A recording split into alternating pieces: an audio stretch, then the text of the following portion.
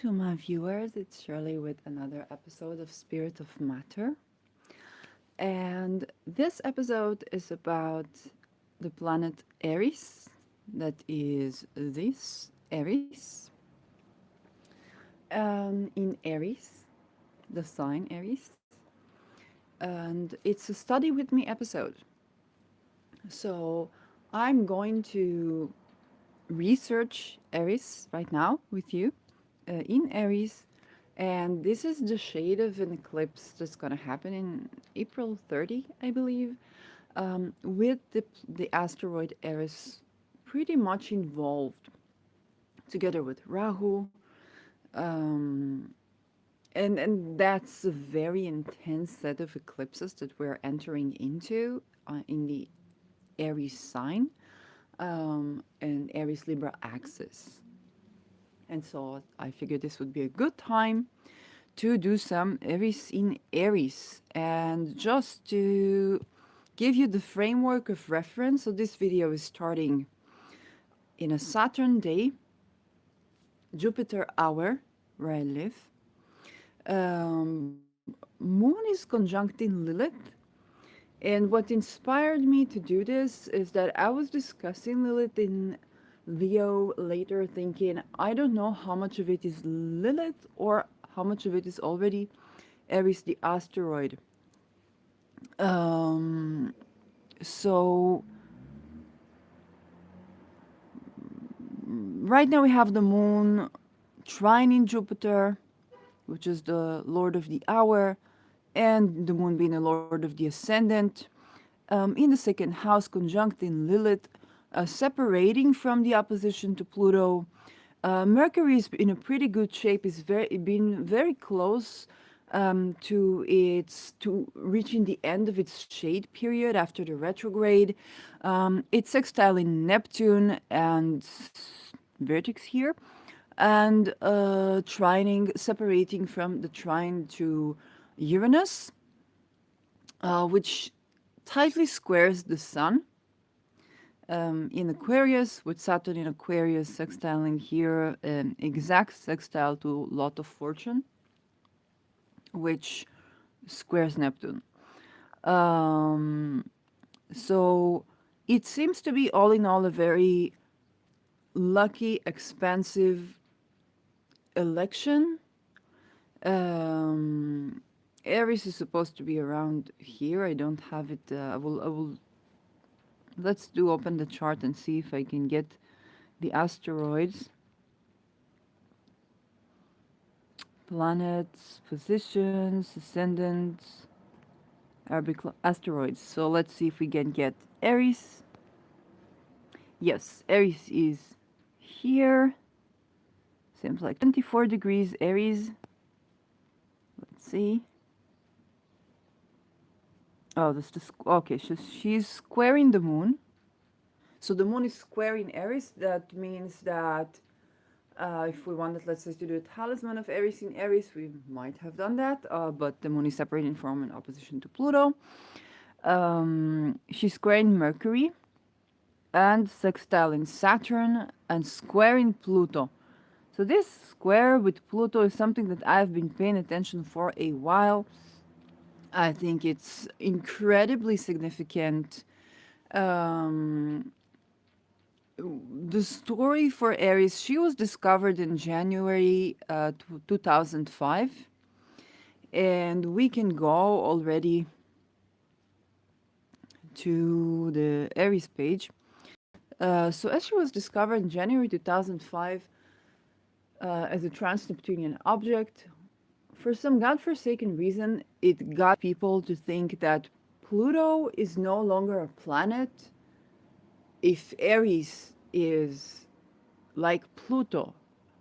And Aries is not a planet, so Pluto is not a planet, and Pluto was considered a planet. And then the whole, is Pluto a planet or not? And so this whole drama about the discovery of Aries causing a demotion of Pluto, just by Aries existing, she demoted Pluto. And that's an interesting perspective. I had a post that I wrote about the I am of Aries in Aries, the sign, where just by existing, somebody is no longer in the status that they were, and somebody Plutonian.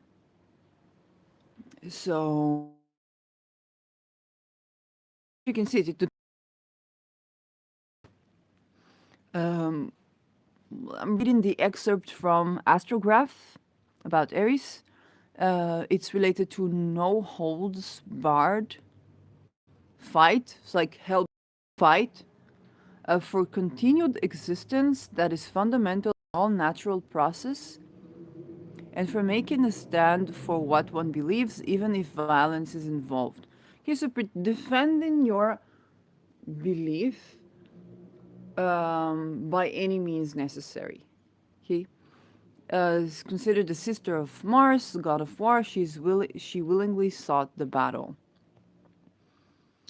Before I go delve into the teachings about Aries, let's see the physics of Aries.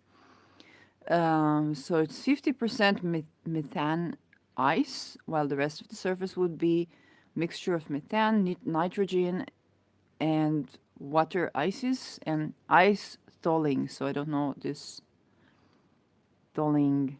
What is thawing? That's something a new material to me.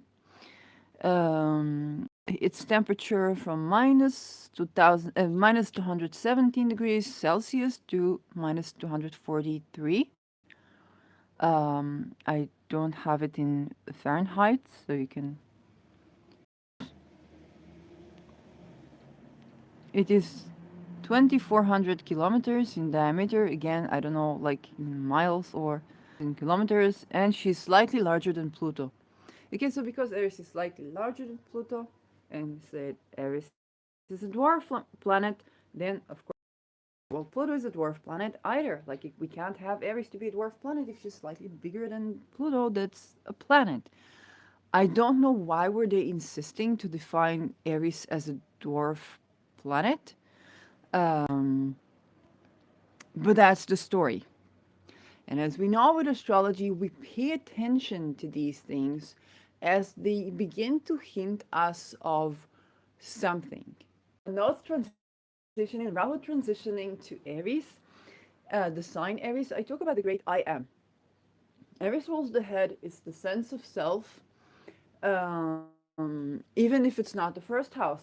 Let's say if you have Aries in the 10th house, so who you are when you say I am, then your career or your parent, your father or mother, depending like it's 10th house or the mother, will be a part of your definition of the self.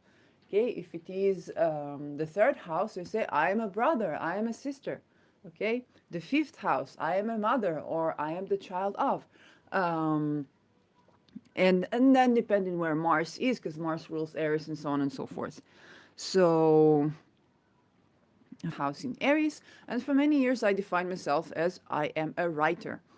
Okay, Schreiber. So it's very mercurial profession.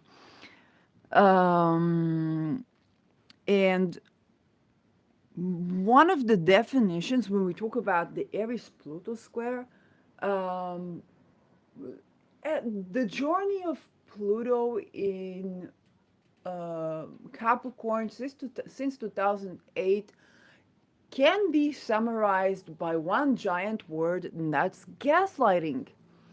We became more and more aware of the facets of the, violence that are invisible, that are deeply psychological, or even people now understand the even prognosis of what people used to say as psychosis. Now they treat it with open dialogue. They understand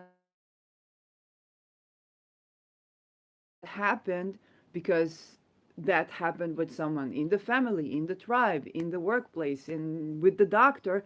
Then they start speaking in languages and imageries and energies and so on and so forth. Like they can't tell the story, right? Um, and so providing an environment where they can return to the body and tell the story and be validated and acknowledged and not be in danger of losing, housing, job, and whatnot, then not need beta blockers that are lethal for both heart conditions and what people call, or what the medical discourse is to call, psychosis. Okay, so understanding that the story of a person is not psychotic content. And this is the journey of Pluto through the structural pyramid patriarchal. And when I say patriarchal, I mean the original structure of the church, okay? And academia, and of course the army, and the structure of the state, which was connected with the church, called plutocracy. Um, that is what I'm talking about, okay? So while when feminists talk about the patriarchy, sometimes they speak about what I talk about, and sometimes they speak about the oppression of women by men, and that's not the concept of like that's not necessarily the concept of the patriarchy. It was just the church, and there were patriarchs there, usually like mostly men, because that was the way that society was divided in that way. Of course, there was oppression, but there were many types of oppressions.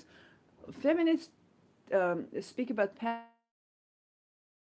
patriarchs who oppressed women and the facets of oppression of women within patriarchy. It was just one of the facets of that structure that is hierarchical in nature, believed to be indoctrinated by divinity and divination, actually, rather than having a strong connection that is decentralized to the divine, to that scientific cognition, and so on and so forth. And so, um, if we talk about 2008, let's say you were, I don't know, sexually harassed, sexually assaulted, whatnot, you would be called, you would be diagnosed as a crazy person. Okay, later that became borderline, or they would attach some sort of ailment to you. And if you insisted on talking, then of course you were psychotic. Um, and you weren't just diagnosed by men; also women were indoctrinated in the same way. Okay, this lack of education slash whatever psychosis and this antisocial traits of whatnot. But there, I'm speaking about like the naive approach. And as Pluto progresses along Capricorn, when we get to the node switching, it was Ket in Capricorn, and then it was Ra in Capricorn.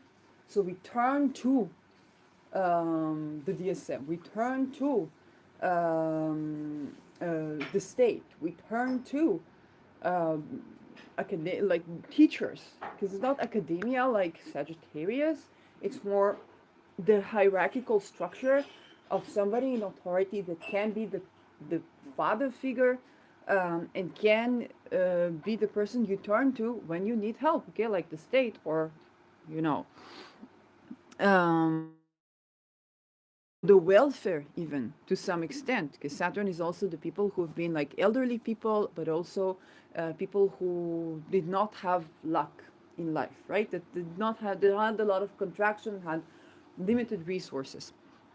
It rules over them as well.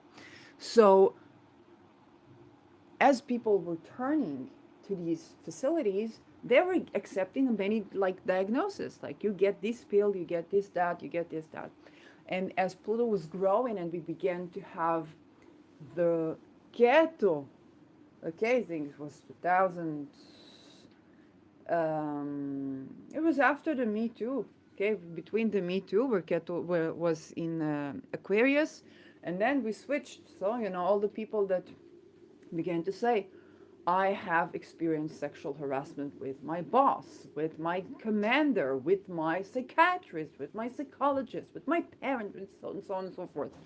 And that was already being told in literal words, and they stopped being psychotic. And they also stopped having psychotic content. Okay, and so the Aries, which is the I am, the definition is not I am a crazy person. Okay, I'm a borderline person, but began to be I am a woman, or I am a gender fluid person, or I'm a trans man, or I'm a trans woman, and the understanding of how the parts of the identity that were repressed, whether it's because it was dangerous to be a woman, or it was dangerous to show qualities that were deemed as feminine if you were a man.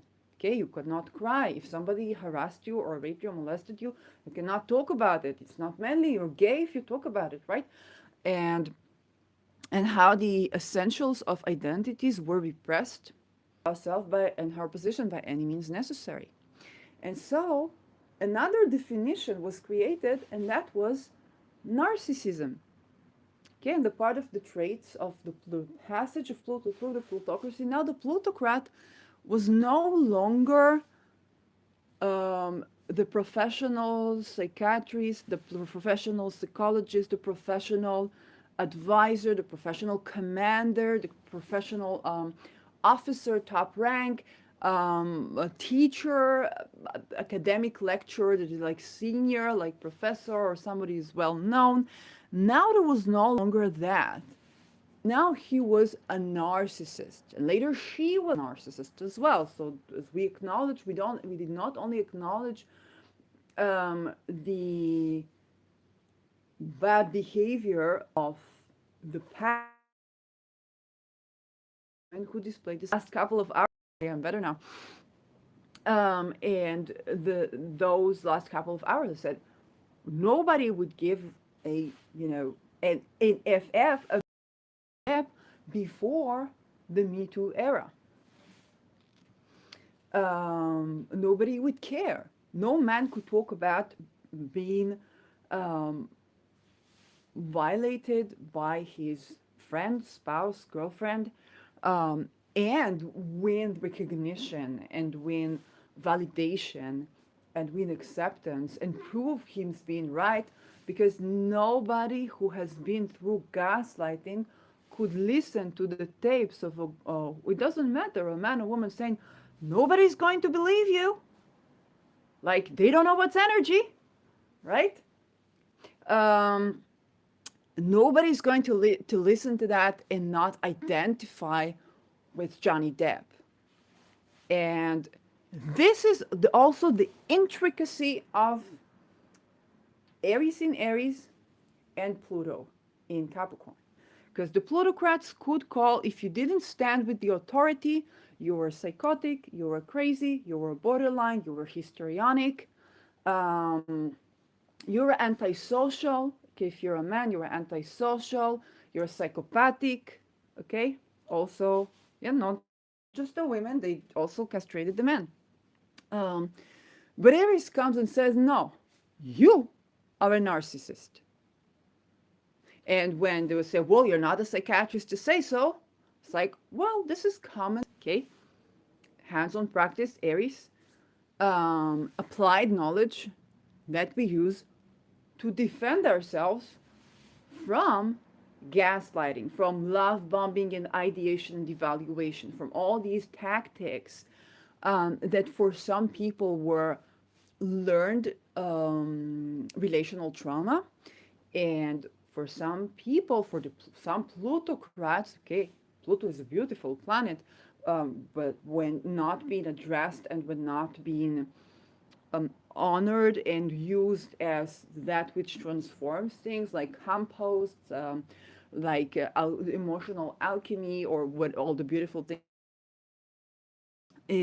Pluto can do, then there is the hidden aspect. Okay, there's control, there's holding on to things. Okay, this is malfunctioning of dealing with Pluto energy. All social engineering. Okay, if you study a bit about ethical hacking, then you study how to penetrate, how to find exploits. Okay, there's places in the company, not just in the program, not just in the software, not just in the system, but also within the human resources. Okay, if you try to enter a building, okay, secured building, then the mechanics, the mechanism you would adhere to is called social engineering. Okay, it's what would get you to control and to get the person to do what you want. So in ethical hacking, you're doing that in order to write a report and expose the places vulnerable to exploitation. Okay?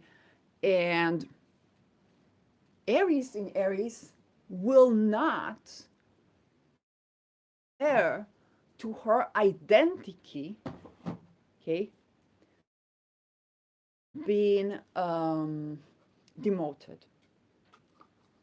The essence of social engineering is the identity of the person. Okay, most you get if the person wants to think about themselves as I am a good person, I am a right person, I am a mischief. Okay, I am, and you get the kind of I am that this person has, and around this I am you build your technique of how you penetrate the system. Okay, if they think of themselves, if they find it important to be right, then you make a scenario, create a scenario where, okay, if they want to be mischievous, okay, so that you apply to that by allowing you just that, they get to do a mischievous thing.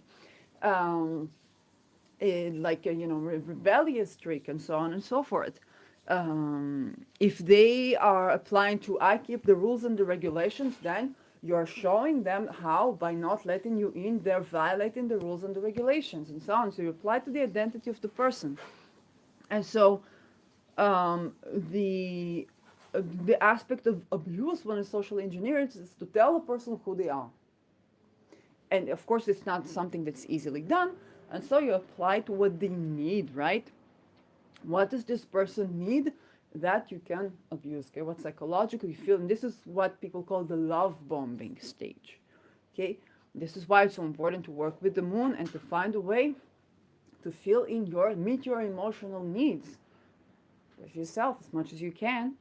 um, so you so when they are being met, um, you understand that you're not dependent on this so and so to meet that need.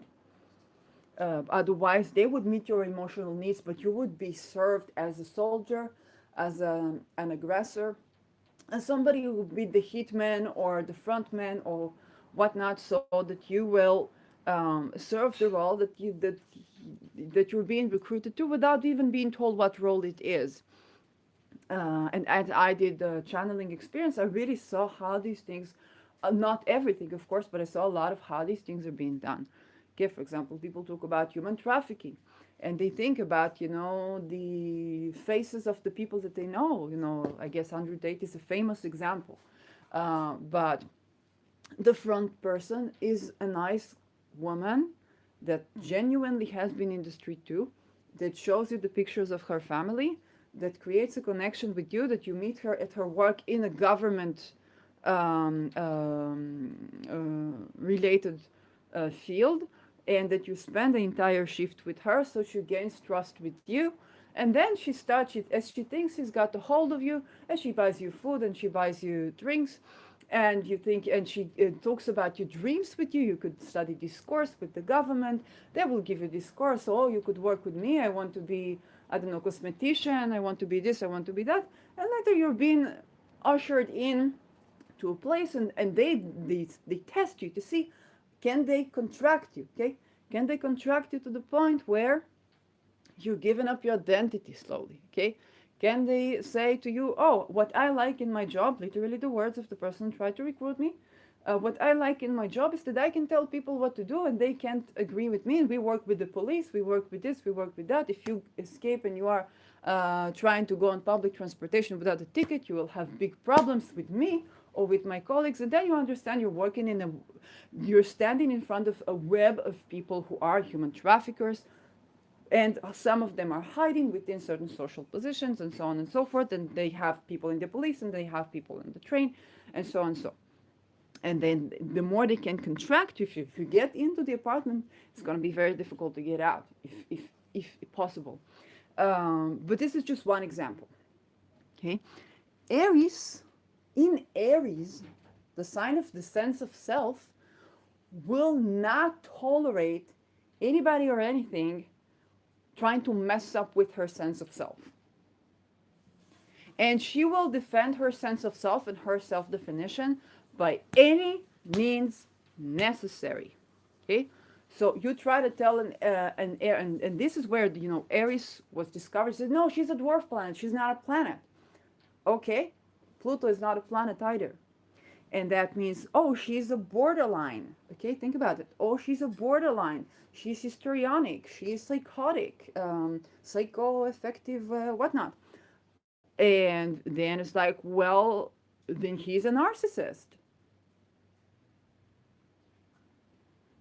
Narcissistic abuse syndrome got into the DSM, if I'm not mistaken, 2000, either 2017 or 2018. Okay, as Keto was hitting Capricorn. And Saturn was also in Capricorn, so Saturn was at home. And so it was the DSM that was used, the definition of the self, the definition of personality disorder that was bottom up, ushered into the core of the patriarchy. Okay, the patriarchy, again, not the places where women are oppressed necessarily, but the patriarchy is the structure of the church that was preserved through army, through academia, through the state. Okay, if you go to Jerusalem, and there's a street called the Greek Patriarchy. There's a neighborhood called the Greek Patriarchy. Okay, it's not the place where women are oppressed. It's just a historical heritage place for where the Greek patriarchal church was years ago. Um, and so that that story of the planet Aries being discovered, and then Pluto is no longer a planet, is a dwarf planet, is about how we didn't acknowledge the people that we didn't acknowledge, the people that we deemed as not seeing reality in a way that is in check with what we consider real, and and that is in relation to identity. Okay, we identified them as the crazy people. We identify them as irrational. Okay, think on the political sphere. Think irrational players on the political sphere. Okay, and who is a rational player? Who is deemed as irrational player? Okay, this division. So the planet Aries comes and say, well, hold up. Okay, if I'm an irrational player, that means you are an irrational player too. Because look at me, I'm a bit bigger than you, huh? I'm not even smaller than you, I'm a bit bigger. So you say in your order, patriarchal order, I am a dwarf planet. Okay, then this means I cannot be a planet if I am a dwarf planet. According to your system, to your rules, to your order, I cannot be a dwarf planet, and you can be a planet because I'm a bit bigger than you. Okay, I'm a bit bigger than you. Okay, so so Aries comes into this and bring this theme of certain identities because of Aries sign, certain identities that are considered a DSM diagnosis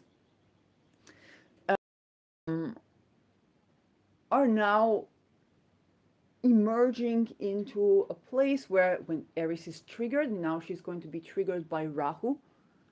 Okay, not by 9 years ago, she was triggered by Ketu. 9 to 12 years ago. Now she's going to be triggered by Rahu. So Ketu is where you let go of the sense of self. And I told a funny story when I talked about Rahu, Ketu in Libra and Aries. And I talked about when Rahu was in Libra, which is my 8th house, also political house. And Aries, and Ketu was in Aries, it's my 2nd house. It is also the house of the sense of self. Then that was a time where I was doing model UN, if I'm not mistaken, and then what would happen in model UN is that you speak in the name of a country. There is no I am. We were even joking about it. If somebody said I in the model UN, then when I was a judge, I had a small note where I said, when I wrote, funnily, I don't exist. And I would just lift up the note and say, I don't exist. Okay? Because in Model UN, there is no, in the UN, there's just Iran says, USA says, Germany says, there is no I am. Okay? So think about the opposite when you go to Rahu. I am. And what do you put next to the I am? Okay? You don't put anymore, I am a mental ailment. I am a personality disorder. I am you also don't put I am a victim anymore. Okay, this is very important because Aries is no longer a victim. Okay, how do I if you hear me around, you say I'm a Me Too veteran. Okay, so you don't say I'm a victim of such. It's like I'm a veteran. Okay, and this is a and she goes with the disc of her father, deceased father, who was an army person all his life, and she wears this disc, and she sued University Haifa, is my first, who I've had the honor to befriend, and she's totally a veteran. Okay, she goes with the disc of the army, right? Um, so, but this applies. What's important? It applies not only to the Martian woman. And my prediction here is, you know what? Let's go into Aries astrology astrograph. My prediction is that anybody who defines themselves in any way and who used to be considered as a personality disorder or a DSM, okay, is going to make it to individuate, hey, in a very fierce way and by any means necessary.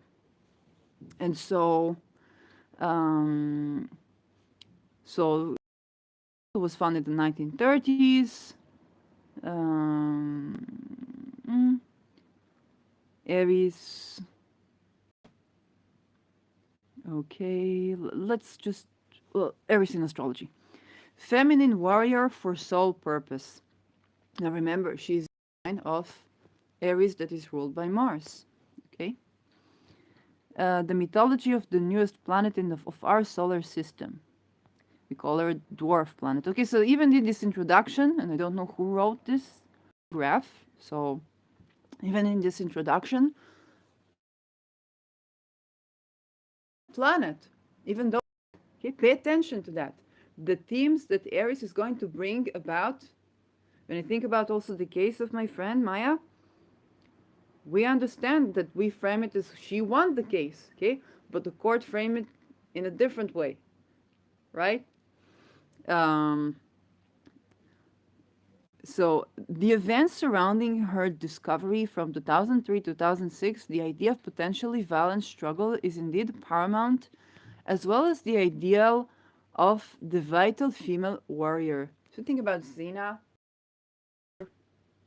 Think um, before being officially named Eris last fall, Britain, after the goddess of strife and discord, the new planet designated 2003 UB313. If you are in any way better than me in numerology, then the comments, if you have commentary about the numerology of these numbers, was called Cena. Oh, Cena. Cena the warrior. The name of Persephone was considered. Since Persephone and Xena, the warrior princess of popular culture, are involved in the early naming of Aries, the archetypal image comes to the fore of perhaps damaged and certainly militant feminism that does not shrink from violence. Okay? So when people talk about the feminist terror, that's very much true. It's an understanding. It's a true embodiment of the Martian um, warrior image or the Martian warrior essence um, in the face of the plutocracy. Okay, so it's a genuine understanding. It's like, okay, men had to liberate themselves. They used guns. We have to liberate ourselves, so we need to use weapons as well. So you study the history of war, and you say like, okay, so this is probably the way that we are going to liberate ourselves. Um, as for events, the time frame of the discovery matches that of the Iraq War, which can certainly be viewed as a violent struggle for resources. When I think about the Iraq War, immediately I wanted to say that earlier, but immediately I had the when I talked about rational and irrational players, I had Edward Snowden in mind, as he exposed that the number one, we would use it constantly in Model UN, and whenever the United States was presented, anybody who was not prepped enough would immediately have to take this card, and that was the number one, the top surveillance country globally is the United States. It spies on its allies, it spies on its partners worldwide. Okay, and that was you know, if you came to Model UN unexperienced, then you would be like, okay, like that was unexpected.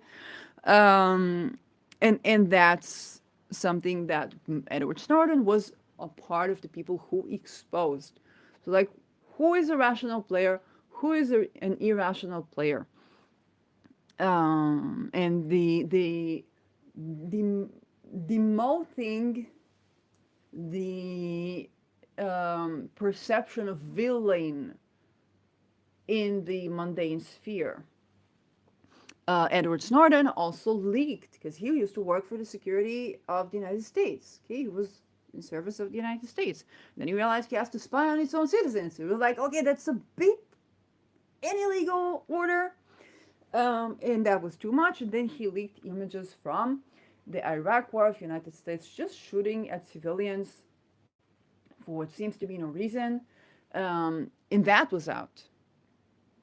And that applies to any country, okay, that my nationalities and so on and so forth.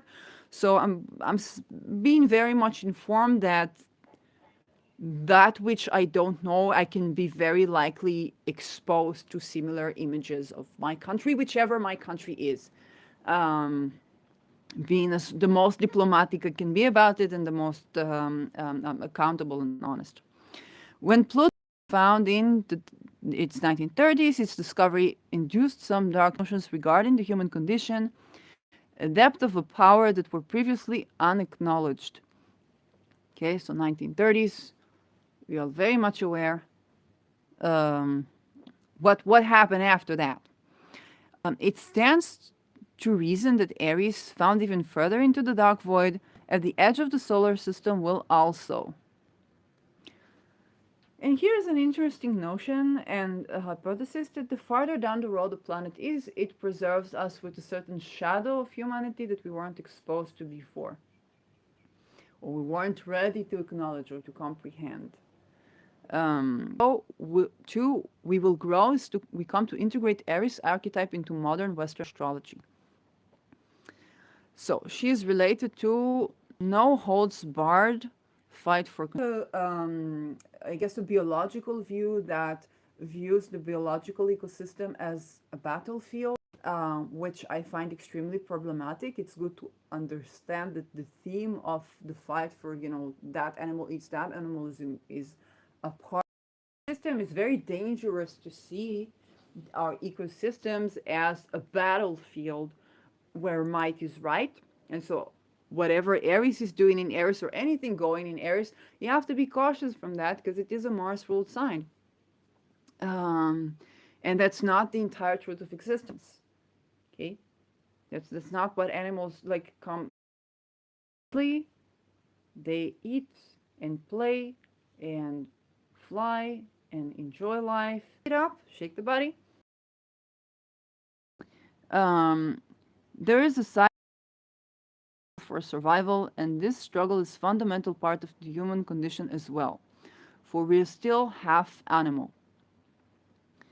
So nature can be viewed in a rosy light, as was in the hippie movement of the 60s, Bambi drinking from the little stream, but the underlying dispute is the possibility of sudden death at any moment, since all of nature's children need to eat. Eris is related to this principle and to the concept of the female warrior that embodies it, and especially to the feminist struggle for rights in a patriarchal society. Okay, so this is why um,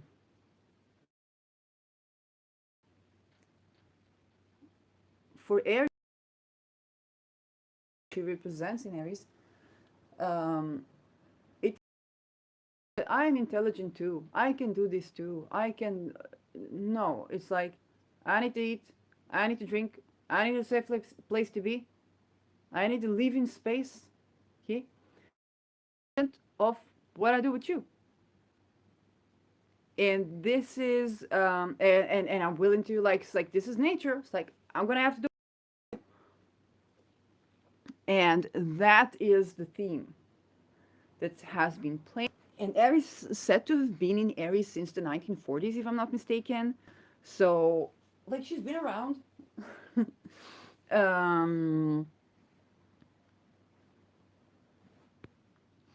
yeah, we don't have more information here, but let's just look at. Okay, this is. Okay, this is astrograph. This is another 2016. There's something with astrogenes. Let's take a look at that. I will take a look at the other one too.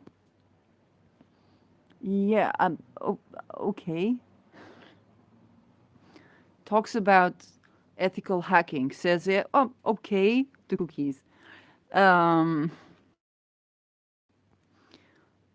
and in 2020, but it was published. It was first published in 2015 and published, I guess, here online in 2020.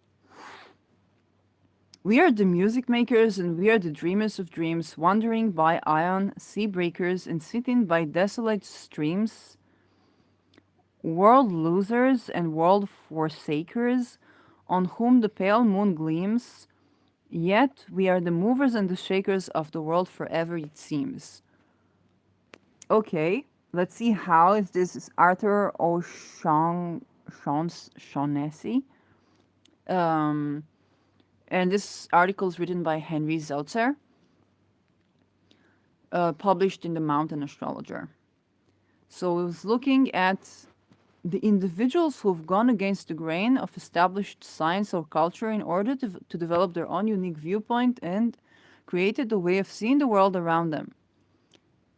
History of science, okay, known as a paradigm shift.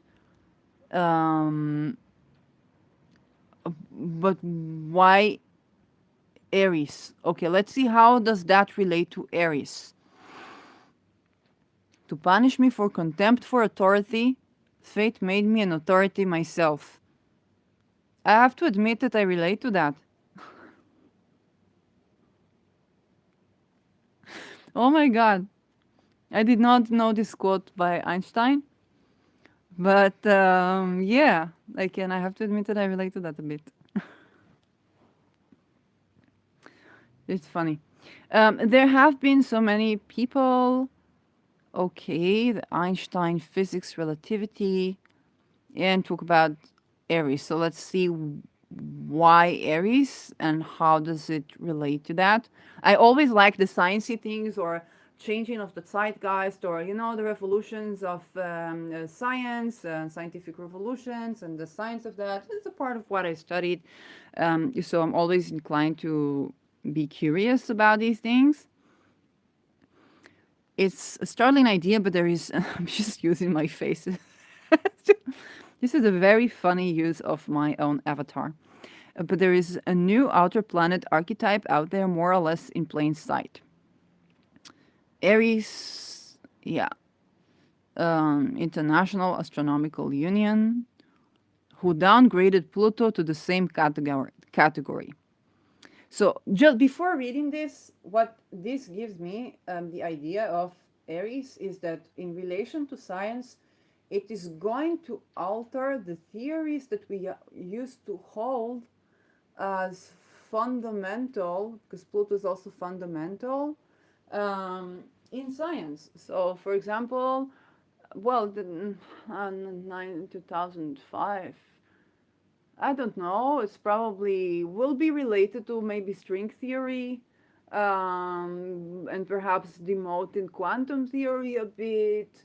Um, but it's about like, hey, if this is true and we've certainly discovered that, then what we've previously held as true is only partially true, or is only true in that context, or relative to people.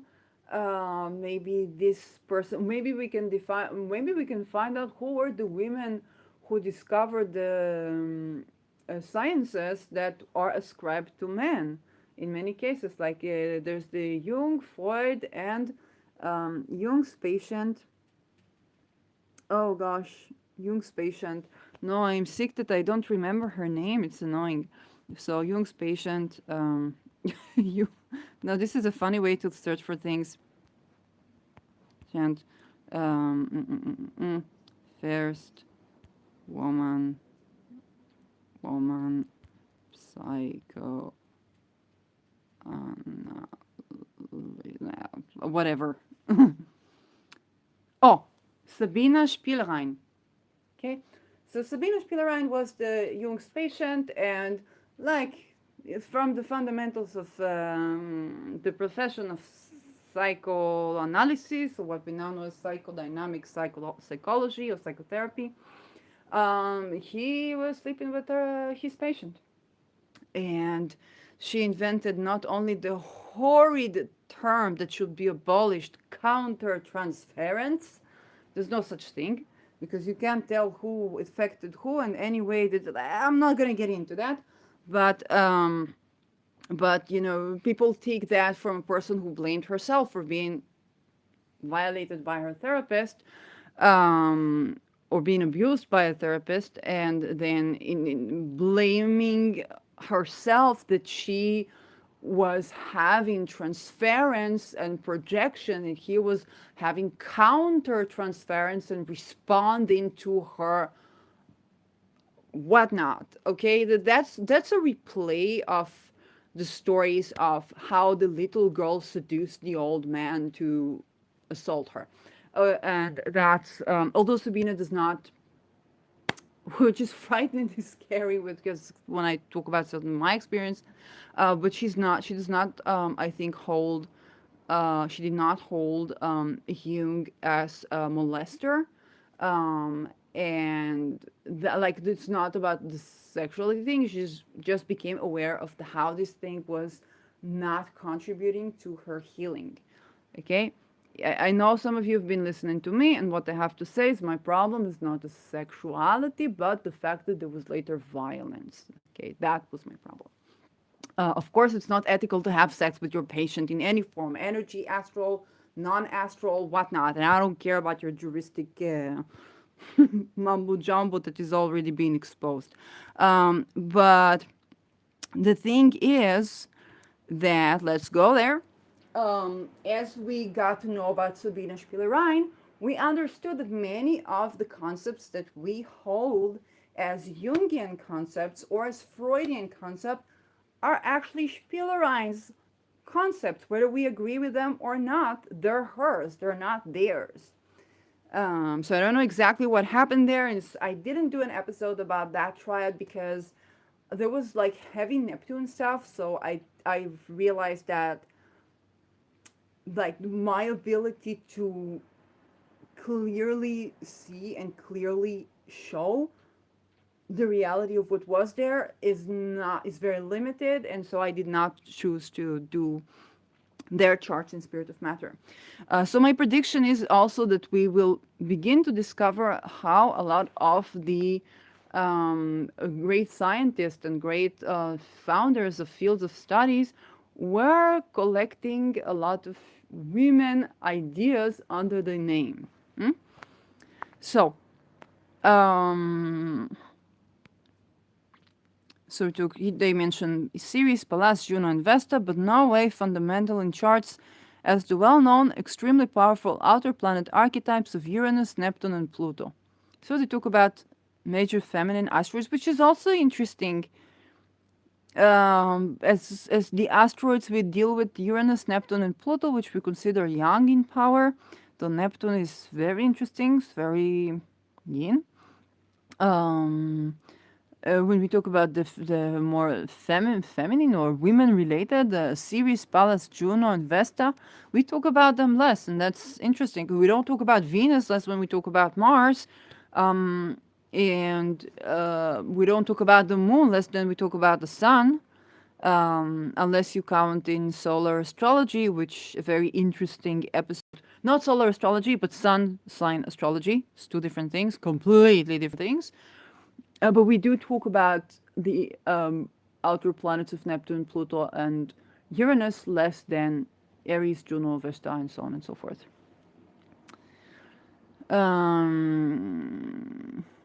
So again, here they're focusing on the word planet and not dwarf. Again, they're giving Eris her respect, even though the patriarchy, right? The scientific whatnot, whatever they're called her a dwarf planet, and so demoted Pluto. They say no, heck it, she's a planet, which makes sense because if she's a bit bigger than Pluto and Pluto's a planet, then the reasonable thing is to say Eris is a planet. Why do we say dwarf planet? I don't know. Astro I'm an astrologer, so I'll just stick to that. I have been inspired to investigate Aries as a potentially significant Western archetype, perhaps a bit as powerful as the existing outer planets archetypes that have come to us from astrological discoveries of the previous 3 centuries.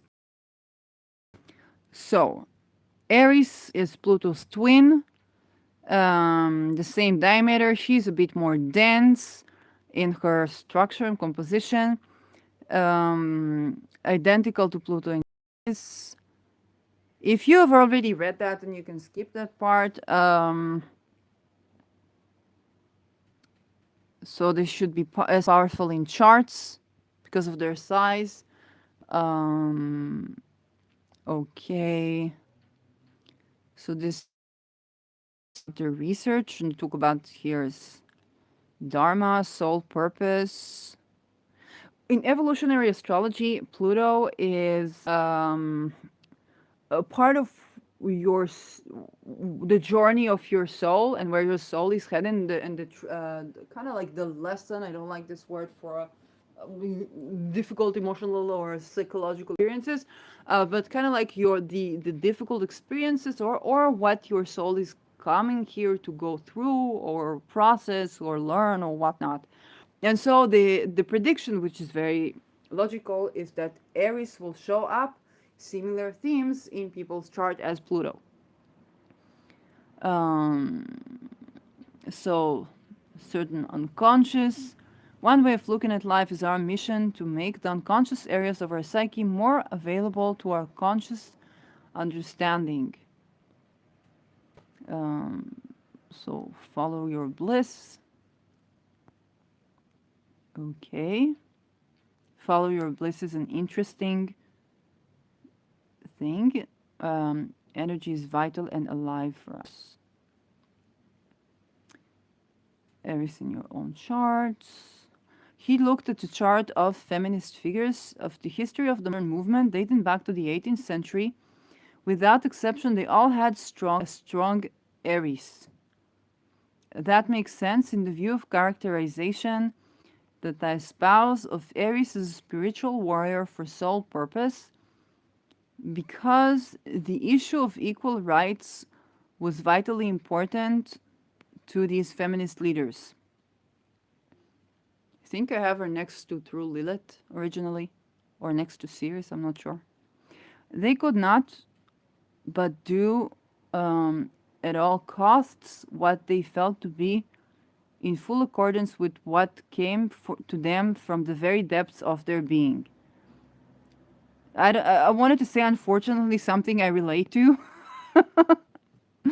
Unfortunately, because you don't want to battle, right? You don't want to have to fight for just being, right? Doesn't make sense. But unfortunately, it's a natural, a part of the natural theme of being. So I theorized that I would likely find strong Aries contexts in the natal charts of paradigm shifters, as well as those courageous souls who have almost single handedly changed the course of scientific history. Okay, I got something to say about that. It's something that I didn't imagine saying in this context.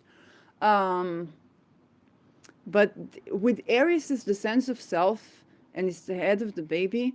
There can also be the myth of the solitary man or the solitary woman. And that doesn't exist. And it doesn't exist not because there are no, in the physical, you don't see situation that one person is doing something in a solitary way. No, even if it seems like somebody is doing something alone, there are spirits, there are guides, there are founding fathers, there are ancestors. There's an entire cosmology involved in the seeming solitary action of a person.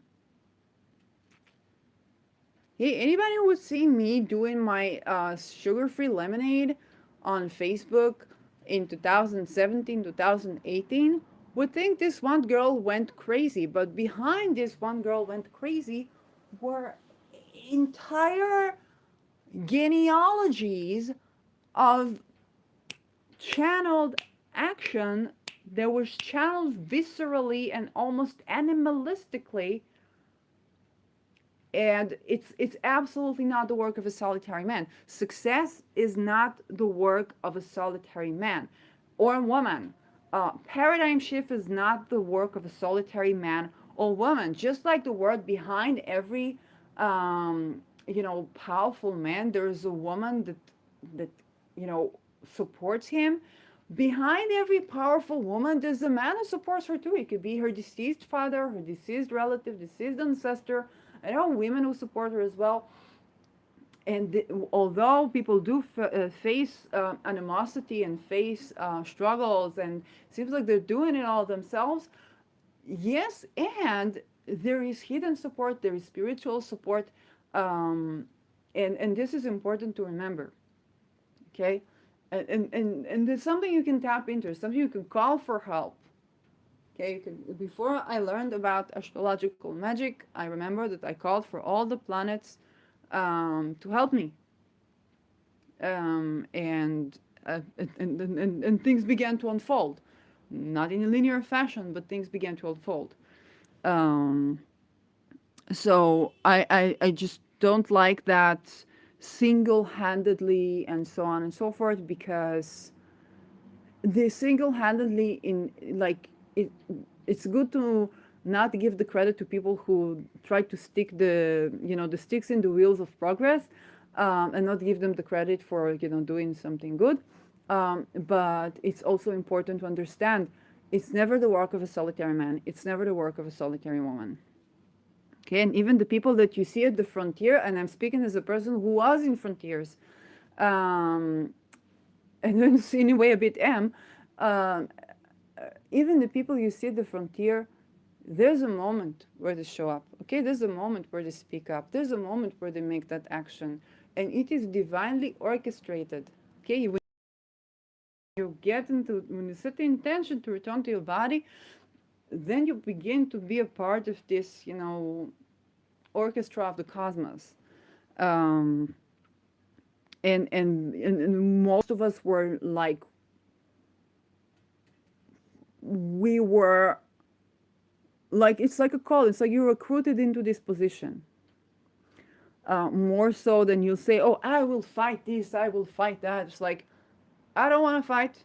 I'm just gonna go on with my life. I literally warned a person who harassed me in academia, and I told them, "Listen, if you behave this way, some crazy girl is going to come and oh my God," not knowing that I would be that crazy girl. Um, And it's those things. Okay, so also for paradigm shift, you don't, in the beginning, you don't want to talk about it, you don't want to mention it, and then it just comes out of you. So yeah, the theory was confirmed when I began examining the charts of these brave and contrary individuals. That's one way to see this new planetary archetype, quite objectively, is to take a look at the people's charts. Makes sense. So we explored the meaning of Aries by looking into the chart of feminist women who changed the way we see the world in a Martian way, and just examining their natal charts. This process of shifting of paradigms was described in the work of great historian of science Thomas Kuhn. Now yeah, did I do Kuhn? Did I do Kuhn in this matter? I should do Kuhn. The structure of scientific revolutions. Okay, so he takes Kuhn. What Kuhn says is basically that there is a paradigm in science, okay, an approach, a theory that everybody accepts, and then more and more data starts to emerge, reaches a certain threshold, paradigm shift. It couldn't be farther from the truth. But in real, like we cannot ignore politics. Okay, we cannot ignore politics. But even in politics, the factor in favor of Kuhn is there's the saying. I think it was Lincoln, but please, I could be making a tremendous mistake, so you can correct me in the comments. No shame. The saying that you can fool some of the people some of the time, you cannot fool all the people all the time. Now, of course, translated into science is that you can hide some of the data some of the time, you cannot hide all the data all the time. There he elucidated his concept of scientific paradigms, and there he goes to explain, how do paradigms shift, and he gave the Copernicus, Galileo, Kepler, and Newton. Every historian of philosophy of science studies these, four scientific revolutions. Okay, the fundamental way in which our cosmology of the world is constructed was changed at these times, and therefore it's very interesting also to see the astrology of these places, right, of these placements, which I should do. Nicholas Copernicus. Okay, so let's talk about Copernicus, 1953. And you can go out to read that because I'm trying to. And he looks at their charts, which I will not look at because I will need to do Spirit of Matter myself, and I'm just okay. I'm going to read his Aries part, but I'm not going to read the rest of the chart because I might do Copernicus. I think I done Copernicus on Spirit of Matter, but some of these people I don't know if I done Newton, and so I usually don't look at what another person did because I do myself a chart. So Kepler's Aries at the powerful 15 degrees mark of. I'm sorry, I have to look at this. 15 of what? Where's Aries? I know I'm funny. Here, 15. Oh, but this is of. No, this is of.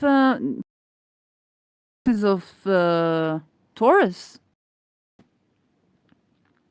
Yes, this is of Taurus.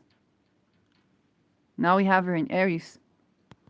Mark of the fixed signs makes a partile trine to his Sun and a B, and also trine to his Venus biquintile. Mars is close to opposed to Saturn, sextile Jupiter, and trine Uranus. Just think of how many aspects this Aries makes. Oh my God, this is so lovely. And Copernicus, I refer to him in my satire a lot. The notion, also Galileo. Oh my God. I just recently referred to Copernicus. Yeah, this is so funny. Oh my God. He has his Aries. This is Aries on my Sun. Oh, this is Kepler. Okay. Oh, but just think how many aspects, how prominent this Aries is. This is so beautiful. My gosh. Don't you want to look at your own individual charts? please look at your own individual charts, and if you want to make a video with your own chart and analyze your chart and Aries in your chart, then oh my gosh, like I'd love to hear about that. And if you want to be on Spirit of Matter, then we can have a talk and look at your charts and individual charts. I will definitely look at mine later. I have only 14%. So this is fascinating. Kepler became the closest subsequent link to heliocentric model until Newton's work was made known nearly 8 decades after Kepler's work was published. So, paradigm shifter, prominent Aries in Taurus. Newton, strong Aries. Okay, he's doing my job. He's taking my job from me. And now Lilith is in my sixth house. The guy is taking my job from me. What can I do? No, but it's amazing. Because I have to look at his charts now and what I chose to do about Aries, right? I chose to read this. Uh, and this is 2 degrees Gemini. So right next to my Chiron. Strong Aries. Which is funny because I used to. Oh, well, I won't say that because it's so inappropriate and people won't get the time neurodivergent too. Aries is elevated and partile conjunct his moon, widely oppose his sun, sextile Mars trine Venus. All of 3 outer planet archetypes are activated as well. Outer planets are so important when you come to change a paradigm or be a part of. What video did I speak about it? The you are wanted for the US Army with the outer planet thingy. I don't remember, one of my previous videos. So outer planets, when you have an outer planet. Oh, I talk about February, where people said February is such an easygoing month. No, there are so many conjunctions with the outer planets, and that means that a lot of people on a personal level represented by these personal planets are going to be recruited to that zeitgeist change or zeitgeist theme. His work was radical at the time of his publication and eventually came to define physics and mathematics for subsequent ages. Yes. So, okay, this after he's dead, he's buried. Isaac Newton, knight, who by strength of mind and almost divine and mathematical principle, peculiarly his own, explored the course and figures of the planet and the paths of the comets and the tides of the sea, the dissimilarities in rays of light, and what no other scholar has previously imagined, the properties of the colors thus produced. Ooh, sagacious, I have to find out. Oh, okay. Sage, sagacious. Lovely, lovely word. I think about the essential oil sage. And faithful, his expositions of nature, antiquity, and holy scriptures, he vindicated by his philosophy of the majesty of God, mighty and good, and expressed the simplicity of the gospel in his manners. Mortal rejoiced that there existed such no great man or an ornament of the human race. Wow.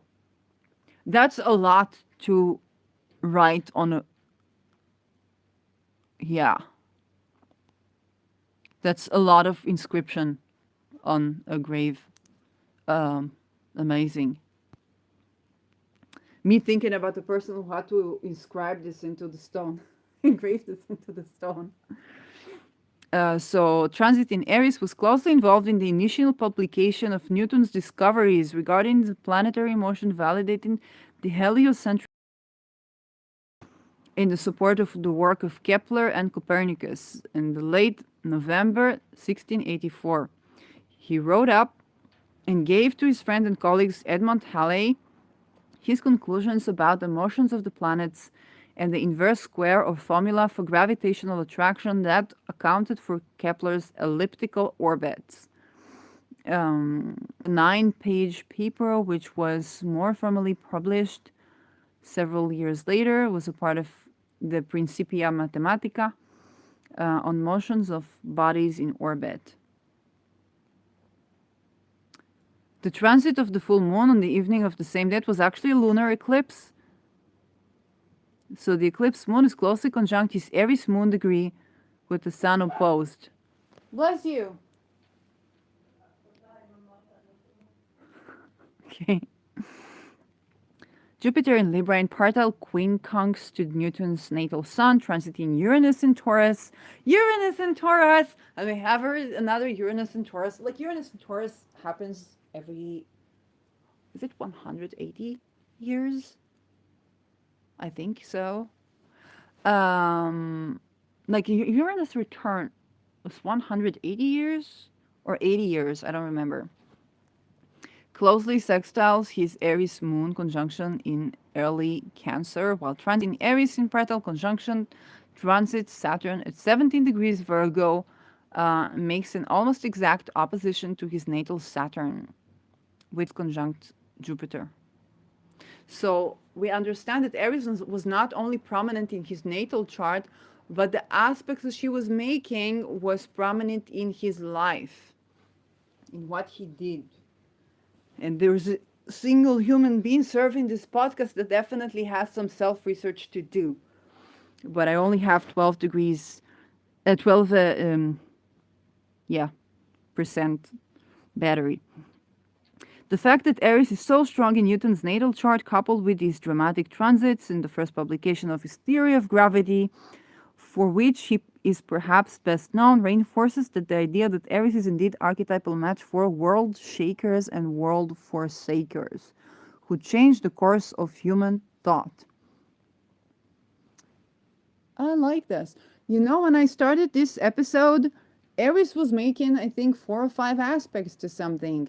Um, let's see if we can look at the.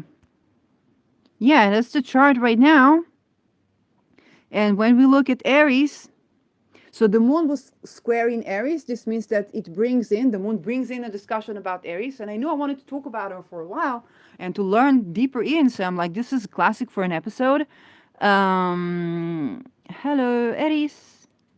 And then she squares Mercury, sextiles Saturn, and Saturn is structures, long term things. Mercury's messages, communication, and squares Pluto, which I talked about, right? So this is, hey, we should talk about that because um, we talk about that Saturn square Uranus that was for 2 years, but we don't talk enough about the Aries square Pluto that has been ongoing for a while. Okay, because Aries has been in Aries way before Pluto entered. Heck, how long has Aries been squaring Pluto on and off? Probably quite long. And when I think about it, this is a very intense thing going in the background that we don't address as an astrological community. We're like, oh, February is great. February is lovely. February is Aries square Pluto. Somebody. And yeah. So the chart of the day is calling for conversation. I really like this. I really like this particular data because, like I say, this is not just feminists, raging feminists. Okay, raging feminists. There has to be something beyond that. It's an outer planet. It's not just raging feminists. And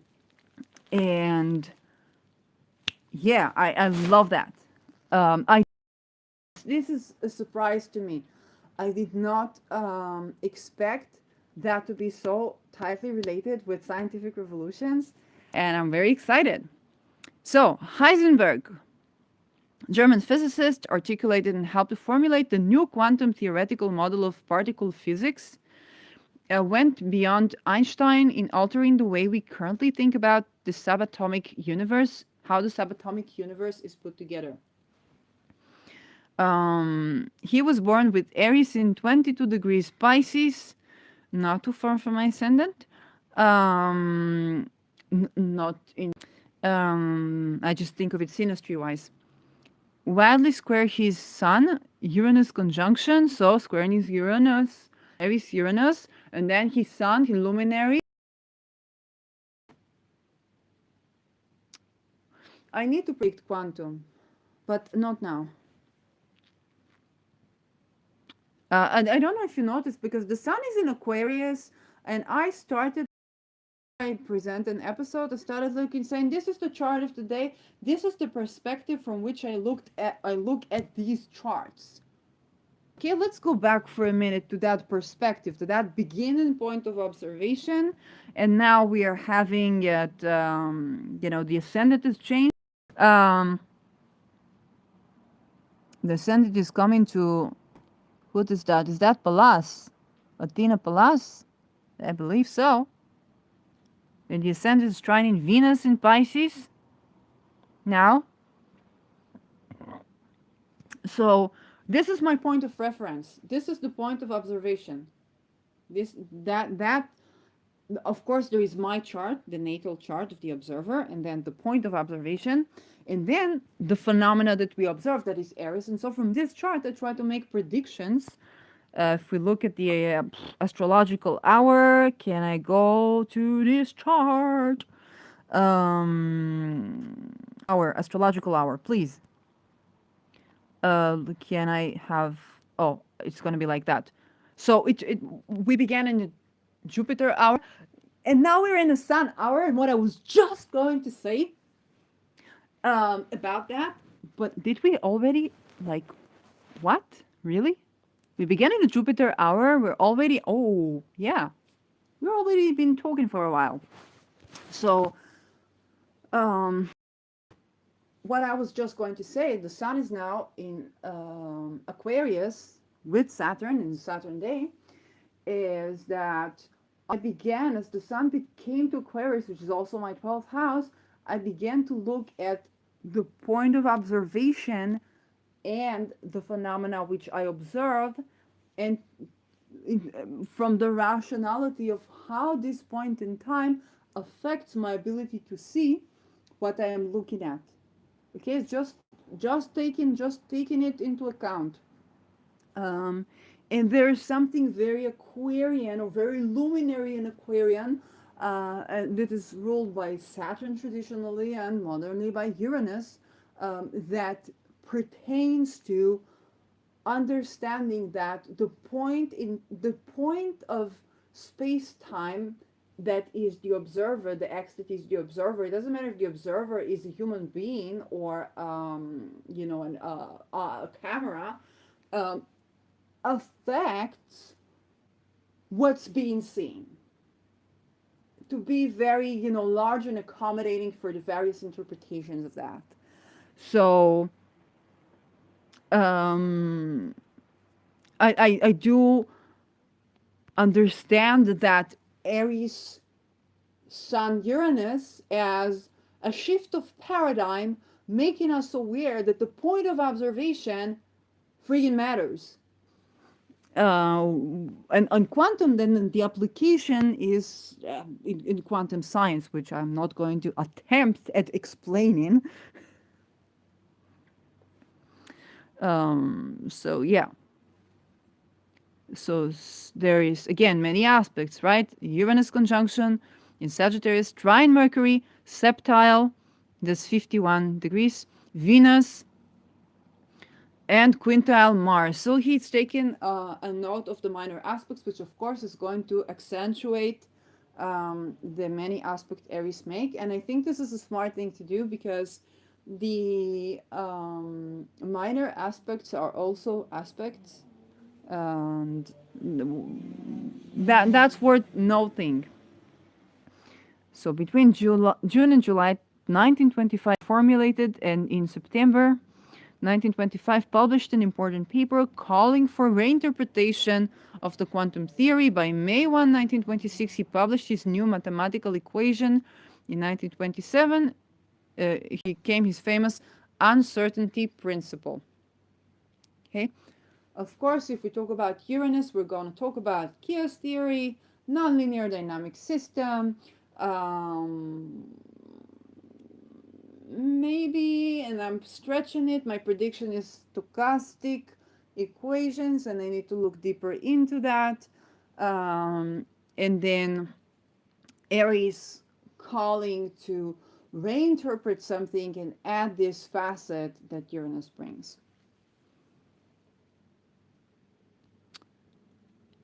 Okay, Eris was transited by Uranus, while the Sun entering into Libra opposed the opposition of transiting Aries at 0 degrees Aries. And this is the ingress of Aries into Aries, which is also pretty important because whenever we have an ingress of an outer planet into a sign, there we have something happening, especially when, there is the retrograde and then ingress, reingress, or the turning direct.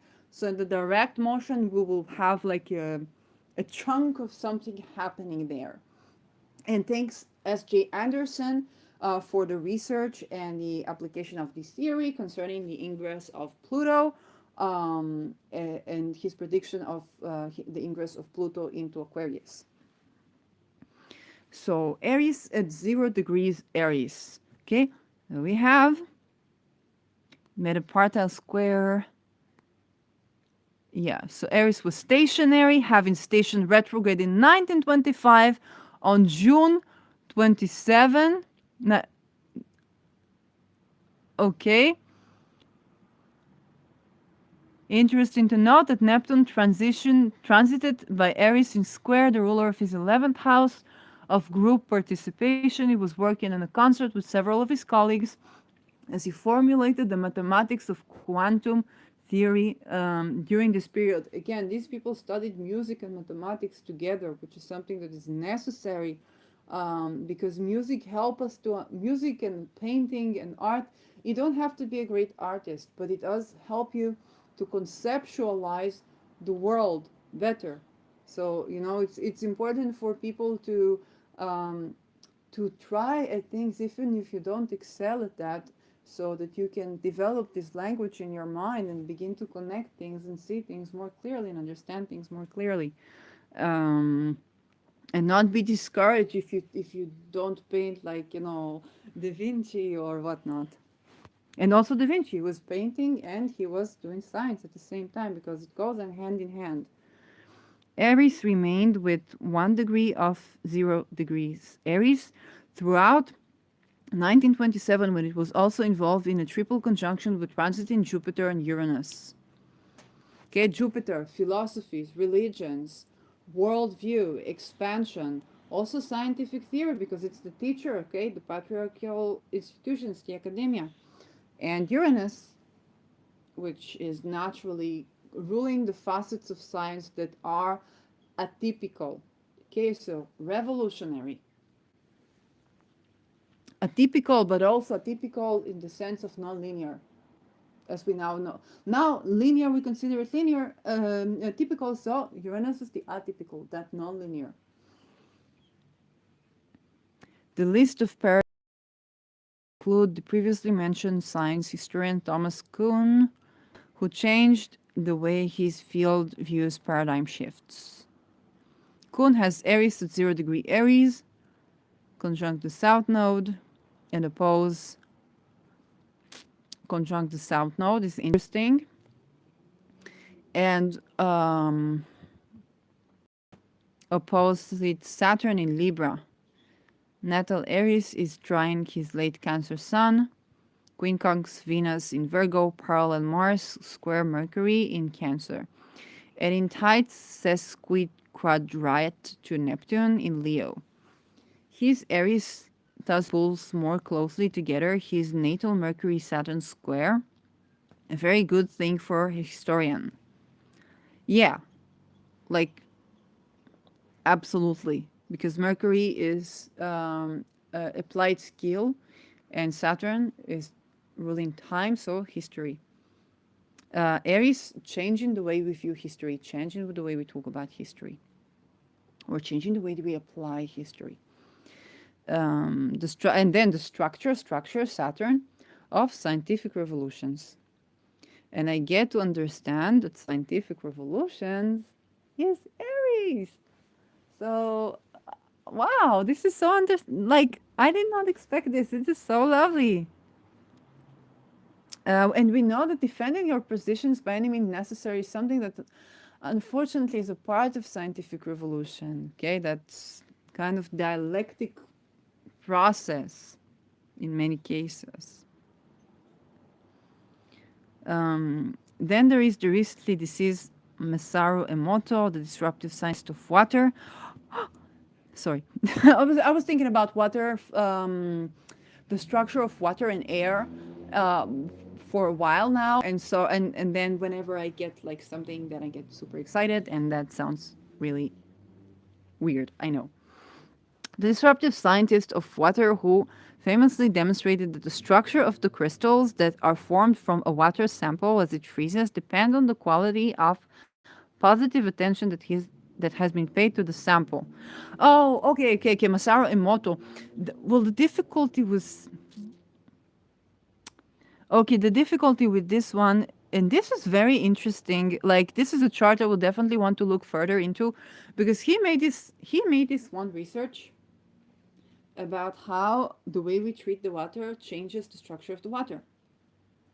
And later attempts to replicate this research on a grand scale did not yield results. There can be many explanations to that, because it's very difficult to test the methodology of feelings, right? If I said, well, I just said nice word to it, but did you mean the words you said, right? It's very difficult to get at the C factor of like, did the person was genuinely express love, or there's just, taking some lab people who are getting bad, malnutrition, badly treated, sexually harassed, sex trafficked, plagiarized, and telling them to speak words of love to these waters. I can understand how that affects the methodology. That being said, I did not conduct this experiment myself. Um, and so there's a problem with, like, everybody does that. Everybody writes nice words on waters, but we haven't gotten an academic, um, like an academic reiteration of the results of these experiments, unfortunately. And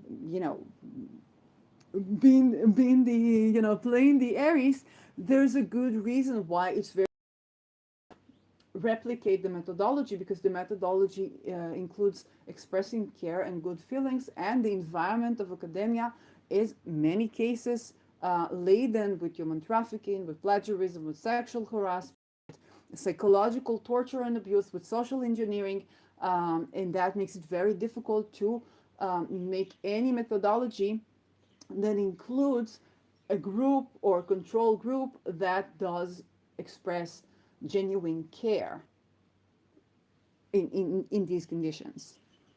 So yeah, so it's just like we'd have to take care of all these problems before we can have a scientific methodology that explores how saying nice words to waters affects them. So yeah, he was born on July 22, 1943. Heck of a date. With a partile moon Aries conjunction. Aries is in close trine to his triple conjunction of Mercury, Jupiter, and Pluto, making a partile trine to the Jupiter-Pluto midpoint. Aries is also sextile Uranus within 2 degree. Um, um, um. Opposite Neptune, out of sign and closely big. Neptune thing. Neptune keeps things mysterious, and the opposition of Neptune is like, it's not in your hands. Like you're gonna have this great discovery, but it's like it's beyond you. If that would be, it's not in your control. If people go, oh, Neptune is also about things going viral, and that experiment definitely went viral. Um, Incidentally, have close Aries moon aspect, as does Einstein, a partile square. Okay, partile square. Um, as for Albert Einstein, I think I have the inconjunct. A modern exemplar of paradigm shifter, we also find a prominent Eris. So, one of is its elevated position in the 10th house, close to the midheaven. The other is the partile square to the moon ruler. Now, the moon psychologically is also the caregiver that plays the role of the moony, okay, the mothery. Um, and that denotes certain relationships with the mother, like on a psychological level. So that's worth looking into. Um, like for me, it would be very difficult because I have Uranus in conjuncting both my luminaries, and then that already is tough. So it would be very difficult for me to discern what is coming from Uranus and what is coming from Aries. But if you have Aries making certain aspects to your moon, then that would be very helpful. Like if you want to do a video about that and whatever you're feeling free to share, if you can identify some patterns on a more personal psychological level of how this Aries planet is affecting you. Um, for us, like if I think about my family, we're generation, like I'm a second generation to being a woman that had to say no to certain violent situation and be revolutionary in the way that and path of life that she chose. But I can ascribe that to Uranus as well. Okay, being freedom seeker, nobody's gonna tell me what to do with my life, who to marry, who to divorce, when to divorce, you know. Um, so I can't say it's Aries. Um, the emphasis on Einstein's moon might be at first glance seem startling in the chart of the greatest physicist of the 20th century, when we might have expected Mercury, Uranus, or a combination of Jupiter and Uranus to be more prominent. Okay. You know what I like about this? I'm, gender fluid and like, I'm a man, I'm a woman, but like I generally address myself as she. Um, and I did Spirit of Matter, the entire Spirit of Matter, doing chart of thinkers, scientists, people who were prominent thinkers, and I made predictions and so on and so forth. And then there is seemingly a man, I hope I'm not assuming his gender, doing this research about Aries and exposing actually the Aries factor in basically my entire work because I have not looked at Aries and I did not discover how prominent Aries was. And so I really, really like this. There's this meta aspect of, because this is very much spirit of matter. Like I wasn't expecting this. Um, and, and I kind of like it. It seems to me that Aries represent the voice that is being marginalized within every group. And it doesn't matter if that voice is man or woman. Because these guys, they're like, I don't know if I'm assuming their gender, but I think some of them are men, right? Or maybe not. I don't know.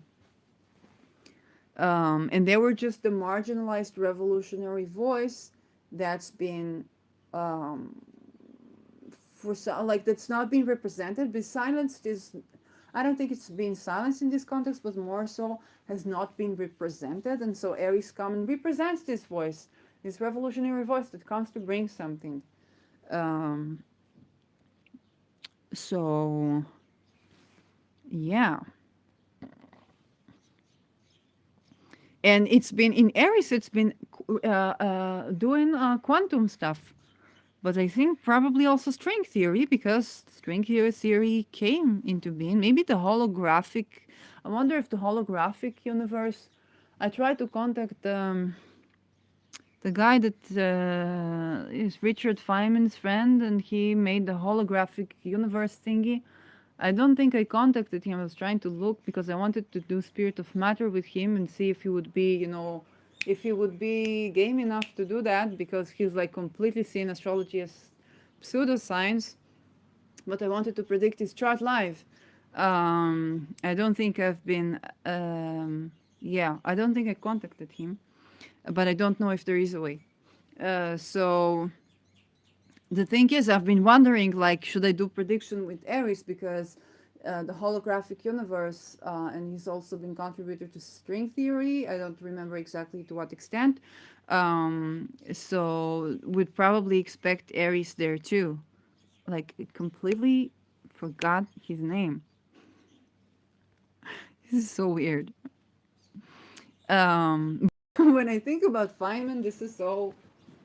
It's like you come to the nearness of Feynman, you forget the name of something, you just know what it does. It's a functional. It's like this is what the definition is. You don't have to remember the name of it. Yeah. Moon singular.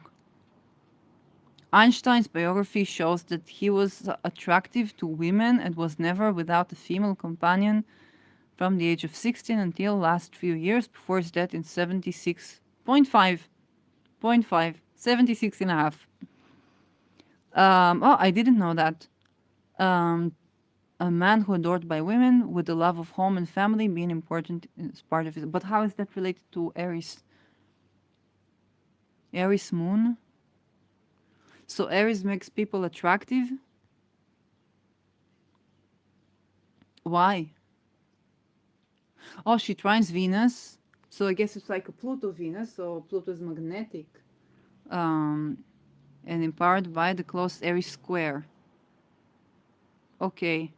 So I guess it's like a Pluto square Venus or something very magnetic. And I think when it came to Einstein, that there was questionable regarding the age gap or something like that, or familial fantasies. But I don't know. I don't know. So I just remember such a story, but I don't remember what exactly were the details. So it can be that Aries functions like Pluto in a way that she's magnetic, and then the person can be like it has to work with their power because she gives you power, and then you need to use it for a good purpose. Um, he was pacifist side of his character. So how is Aries relating to pacifism? Because he was this is very interesting. Okay, the story about Einstein. When I was a younger, Einstein's theory application of building, the nuke, was like his theory being used for bad purposes. And I don't know why I remember like him saying that, which I don't know if that happened. That would be very weird.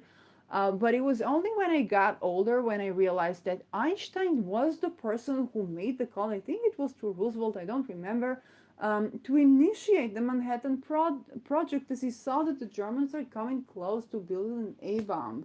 So it was like, hey, it's already gonna happen. We better be the ones doing it first. And then, Manhattan Project and the millions of stories and the Feynman, you know, artistic display of the narrative and so on and so forth. Um, so I find it very interesting how it's also not contradicting because when I think about Aries, if I get it right, it's like this is so interesting. I never thought of Einstein that way because he was pulled into. It was like if he was pacifist, then he was like the pacifist person who would initiate eventually the most destructive strike um, on humanity in one go till today, and that's the two nuke bombs in Hiroshima and Nagasaki. So it was like, I don't want to fight, I don't fight, I don't want to fight. And then him calling Bruce was like, okay, the Germans are having a bomb. We better have some first. We better be the one who have it first. Um, so that one strike. And at the time of the Hiroshima and Nagasaki, it was considered in America a good idea. Okay, it was considered the thing that will end the war, and indeed it ended the war. Unfortunately, the atomic veterans were silenced for 50 years, and they could not tell what they saw, and they could not talk to each other. They could not get healing from the experience. And so our appraisal of battle was damaged severely because we could not appraise of what is an illegal order, what are the implications, the true implications of a military action of a certain sort, whether it's a nuke, whether it's other things that we see. We had in Perth some chemical stuff and like really horrid stuff.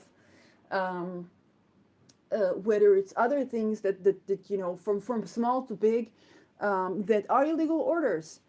And we cannot make our battle um, to the point where you use the right amount of aggression in the right amount of time in the right time against the right person. Okay, it's an art that unfortunately is very difficult to master. I think it was Aristotle that addressed that in these terms.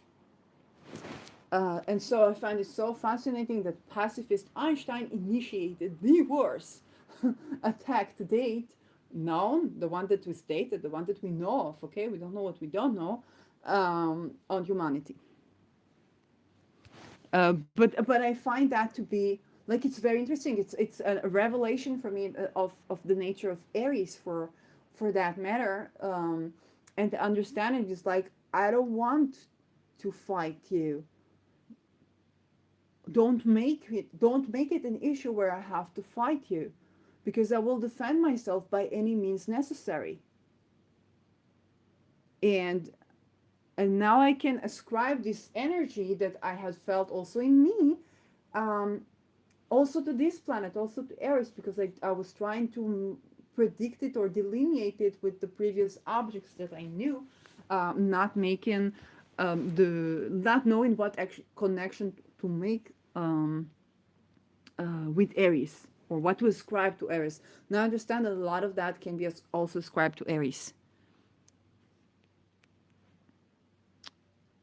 Um, so the imagination is more important than knowledge. You cannot simultaneously prevent and prepare for war.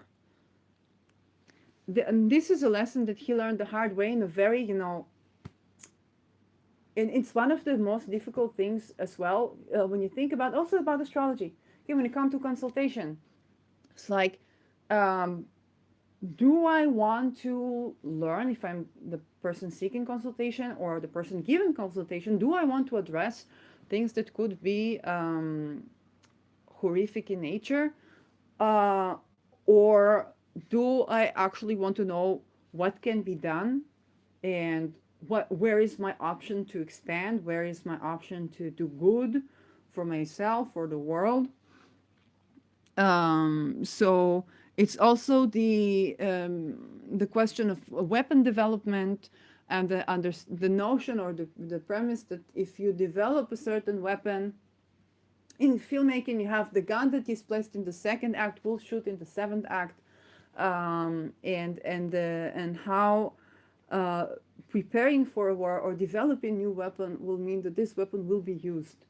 Okay, and then there is a big tactic. It's like, do you want to prepare for a battle, or is your very preparation for a battle actually creating the battle? And this is not an easy thing to answer. Okay, it's not an easy question to answer. You must accept that Einstein was heavily Neptunian. Okay, and we are approaching Neptune in Aries, which is for another discussion. Neptune is oneness. He doesn't see reason in your shooting at each other, but he also sees that this is natural. It's like he's just accepting that this is just something that happened. One of the oneness is like two guns shooting at each other. It's like that's really the thing.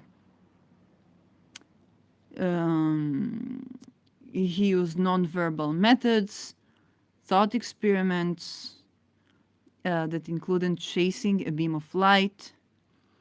Yeah, I think the thought experiment is something so vital to our um, conception of theories. Um, all this fits together nicely with a strong moon, symbolizing an intelligence that comes in the field, in form left field, rather than following the shining of dominant Apollo, beam of logic and rationality. Okay, so I haven't delved deeper into Apollo.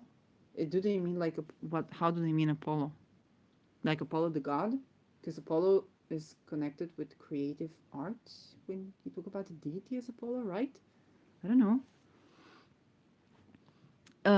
Einstein intuitive nonverbal method of visualizing, Moon in Sagittarius, replaced the more conventionally academic use of logic, deriving new description of the physical universe that could in end be composed to mathematical ones. Okay, I have to preach. I don't know how are the philosophers of science and the science faculties doing today, but at a time where it was 2000, 15, 16, I looked because I have to look to the PhD. We were told that you have to learn in the United States if you want to have a future as a researcher. And while I would love to travel in the United States and I would love the experience of learning if it's safe for me, I do not like the idea of obligation. But then I realized, okay, it's a necessary thing to do. And I looked at what departments. The majority of philosophy was logic, and I'm like, even in logic, I really loved my logic lecturer, who really identified that I just have a mind of my own and I have my own logic. And he identified the logic in my logic, and every time he would say something, I would say something like, I had a comment, and it was not being contrarian or trying to be a know-it-all. It was just very curious and interested, and he identified it as that. So I'm very lucky that he was not a jerk or some know-it-all. He was genuinely a very interesting person, and we would constantly have these conversations, because I would come from my point of view, and he would come from what logic teaches. Okay, he was trying to teach like a curriculum, and then he like gave me a lot of stuff to read and many many things that could discuss also things that I conceive or think about, and I think that we cannot use logic as the sole mediator or the sole language through which we see and conceive theories, theorizing, and cosmology. So I found that to be a great detriment at that time. I don't know if that changed. I would love to hear it. If you are studying philosophy of science, philosophy, let me know in the comments below, and I would love to read your stuff or take a look at it. What's published, of course, what you can publish, and if you want to go on Spirit of Matter, then hey, why not? I can predict your child maybe. Um, so let me know, and this is so important. And one of the complaint, I don't remember who, okay, I don't remember who, but one of the complaints of certain scientists is like, we don't have big scientists anymore because we don't have the ability to do what they did in academia. And that's very true. Chaos theory also almost did not come into being because professors were fearful of risking their reputation, delving into the unknown. Okay, and we must remember the patriarchal structure is very Saturnian. Okay, so academia in nature is more Saturn in Capricorn than Saturn in Aquarius. Scientific revolutions, that is the reason a lot of us go to academia, because we think like, oh, we want to study that, um, is actually the Aquarius part rather than the Capricorn part. So it's very difficult to do the Aquarius within the Capricorn, but they're very intimately related.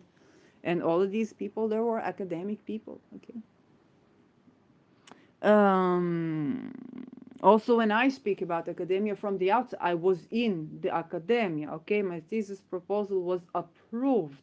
Then I said I don't feel comfortable to write about medicine when I did not treat a patient, and so I learned to do holistic health practitioner, uh, so I can know what I'm talking about, um, and have hands-on experience, and not change the way people think about medicine and then hurt people.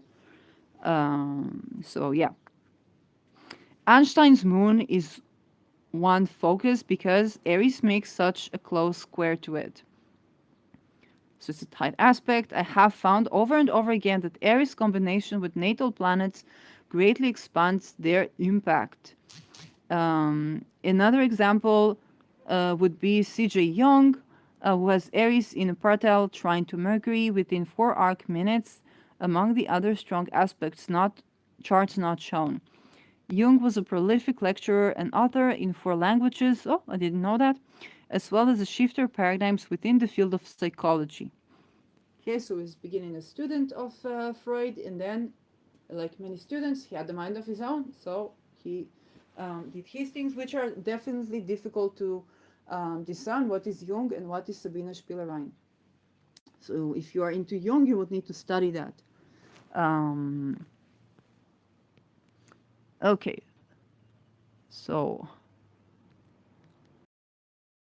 Einstein, and then of course he also played a role in the time within 2 degrees of a conjunction with the sun from 1899 to 1909, with 12 exact hits beginning in 1901 and in February 1905. And we all know what happened in 1905, right? The Russian Revolution.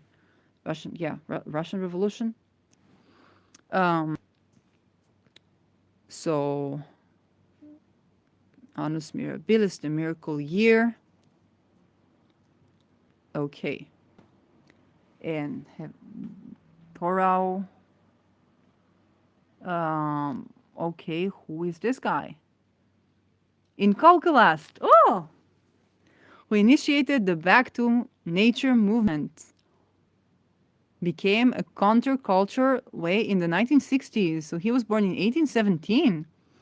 Aries in 13 Aquarius. Aspect in the outer planets in Sagittarius. So quintile Jupiter, sextile Uranus, septile Neptune. So again, this outer planets to outer planets, okay? And right now we have Pluto, Aries, okay? I predict that on a psychological level, that would be the no, I am not borderline, you're a narcissist, and then the abolition of personality disorders from the psychological view.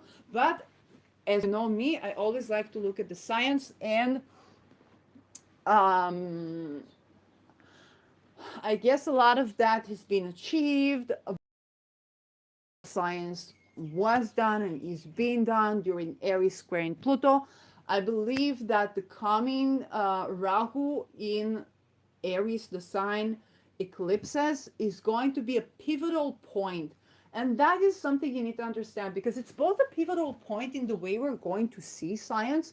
So for some people, some Aryan people, not Aryan like Arish, but Aryan like Eris and Aries, um, that Rahu in Aries is going to change the way they think, or is going to trigger the release of the new paradigm shifts that they have. I'm super excited. This is happening in my 12th house, in my second house, sorry, um, second and eighth. But I'm especially, when I have Mercury there. So I'm super excited about that. I'm not saying it's necessarily easy, but I'm curious about what skills will I show, what business will I do, what teachings will I have, and so on and so forth. But for many people, that is going to be where they publish their thesis, where they publish their vlogs. Now, so many things are done in vlogs. For me, I felt like I don't like if I write a thesis, I'll get some, nice people in the ivory tower saying, oh, she's like this, oh, the methodology is like that, oh, that is like that, and not actually applying and being, perhaps I've underestimated myself, but I felt like trying to get to the people is done not in the ivory tower, but outside of it. And then, of course, everybody says that I'm speaking in high terminology outside of academia, and inside of academia, I do not like terminology. That's my own thing. Can't blame anybody else. But that is one part. Like we're going to see the results within the coming 2-3 years of that, as publications, paradigm shifts, social changes, abolition of personality disorders from the DSM. Okay, some activism around it, because if borderline is a girl that or a guy that was raped or molested as a child, then they're not borderline. They're just having relational trauma from which, or post-traumatic stress, complex post-traumatic stress, and they're like this. Their personality is not a disorder. What they've gone through is. So I expect stuff to do with that. And Pluto's Saturn in Capricorn is also legislation or legalization, rulership, rules. So that can be something like that. Um, on the sciencey level, some new discoveries. I can't predict what discoveries. I know Pluto can be gravitation, so gravitational waves. Um, Unfortunately, probably some weapon developments that we're already seeing happening, the biological and all that annoying stuff. But I hope there'll be like also good stuff. There probably is. um, Mars rules genitals, and here it rules the head. So the head is like the mindset, psychological identity issues. But Mars is also ruling the genitals. And when, for example, actually in the university that I studied in, there was, not only bad stuff, there was some good stuff too. And one of the discoveries was that men's infertility decreases just as women's infertility decreases. So there's no such thing as, like, if women are children stressed or above 30 or something like that, men are too. Okay, their sperm count decreases. So this is very much the Aries Pluto kind of, instead of, hey, women can, like, we can find a way to make women as fertile as, men, like into their 70s, into their 80s, which we also discover. Um, but the what actually happened is like, hey, men too are not all that fertile. Let's remember that. And that was approved by, that was like approved by science. Okay, of course, science is a very phlegmatic term, um, but there is reasoning to that. So 4%. So that is one thing. The other section is the people and the natives that will be born in the coming 2-3 years that are going to carry the signature of the eclipses on Aries in their natal charts. Okay, there's going to be a major stellium in Aries in some of these eclipses. So we're going to be given birth to tremendously revolutionary scientists and activists and leaders, and men and women and gender fluids and queers and whatnot, that are going to change the face of history. Uh, and like, hey, that's super exciting. So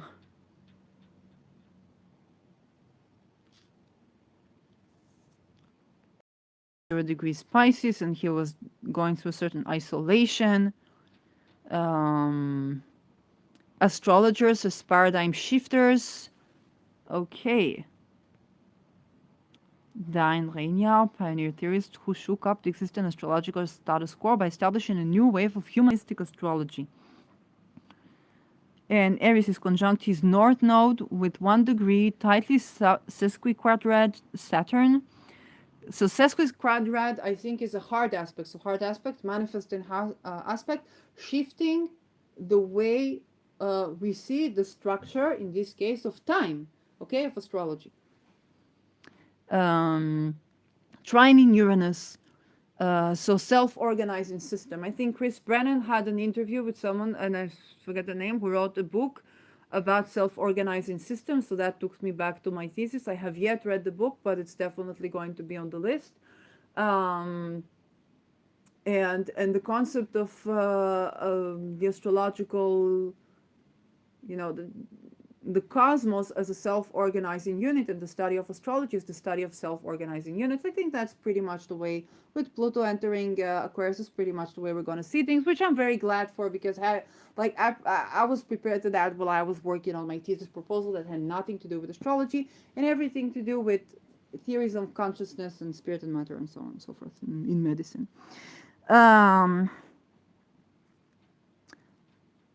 In a close square to Jupiter, Neptune midpoint in 2030 to Gemini, highlighting the triple conjunction of Pluto, Mars, Neptune in that sign. So again, triggering, Neptune, Pluto, Uranus, okay, people, the outer planet people, okay? So people have close, tight connections with the outer planet. If that is triggered by Aries, then, yeah, I think she probably trines my Uranus. Pluto, I don't know.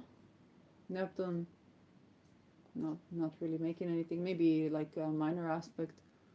But definitely she's working with my Uranus and trine, probably. I think she was in 14 degrees. Or maybe, I don't know. Or with my Rahu Ketu, or with my Uranus, one of them. So, a woman!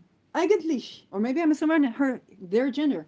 So, One final example of paradigm shifter and cultural setting involved well-known exemplar of Barbara Marx, dynamic spokesperson for the inception of the Aquarian Age, an innovator amongst feminist voices and champion of onrushing cultural paradigm shift. She foresees a changing of the guard in Western social evolution. 1984, she was a candidate for Vice President of the United States. I did not know that this was the year that I was born. Oh my God. She is considered a futuristic and coined the term the birthing of humanity. Her mission includes that what could be termed as a transfer of power away from prevailing cosmology to the stultifying weight of the consensus thinking that currently runs the Earth, towards a view that better serves its people. Okay, so she predicted things from, I guess, what people call the Golden Age or the transition from Piscean Age to Aquarian Age. Um, let's see her chart. Reliance on spirit, world renowned futurist. Okay, the chart, please. What is the purpose of humanity? What is my purpose? Unknown birth time. Equal house system based on her sun degree, ascendant. Okay, as usual for this sunrise chart. Activist and paradigm shifter that she is, it's fitting we find Eris in the partial square to her sun degree. Um, Additionally, her Sun Uranus natal square. Oh, she was Sun Uranus natal square.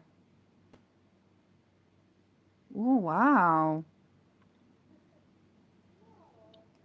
I was exploring the Saturn Uranus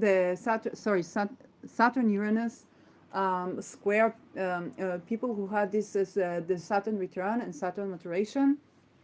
Um, I was exploring like how did they experience those Saturnian transition with the square to Uranus, and that revolutionary aspect was always evident. Um, it was always a sudden shifting to Saturnian mode, or a sudden release from being overly Saturnian. If they were too Saturnian, they're like, oh no, you need to rebel, grow up and rebel.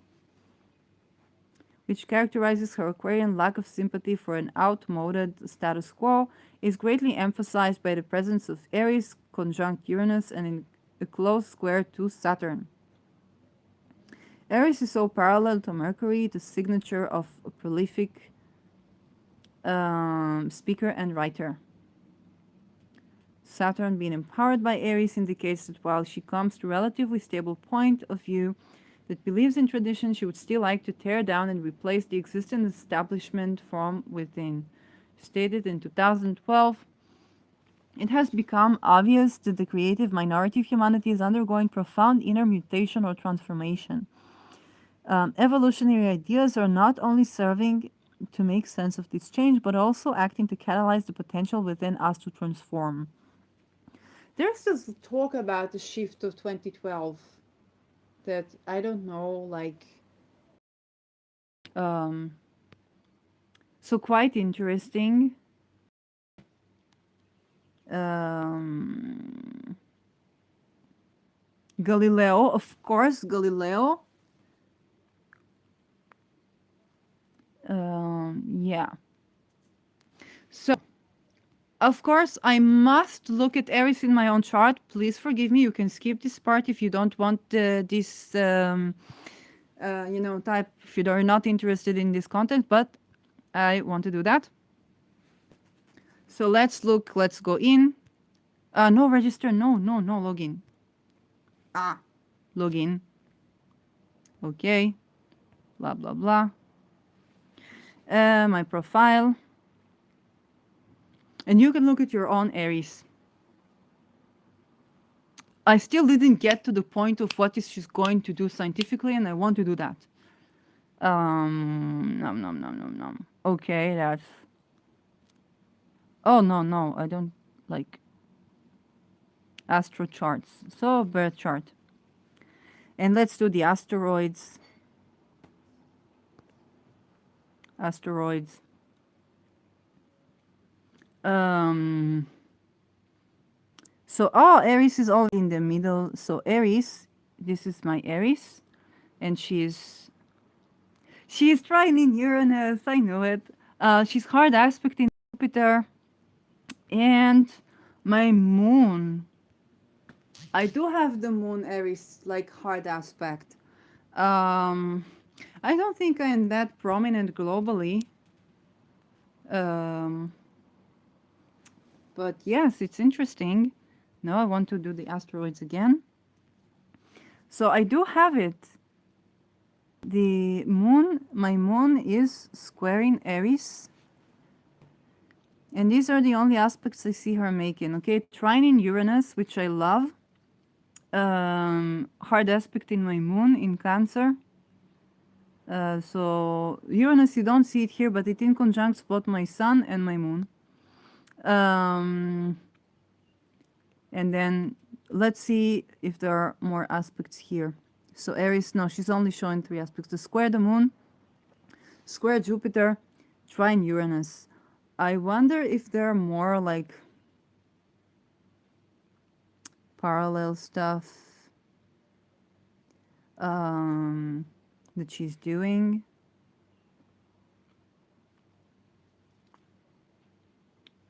Okay, so 15 degrees Aries. Um, mm, mm, mm, mm.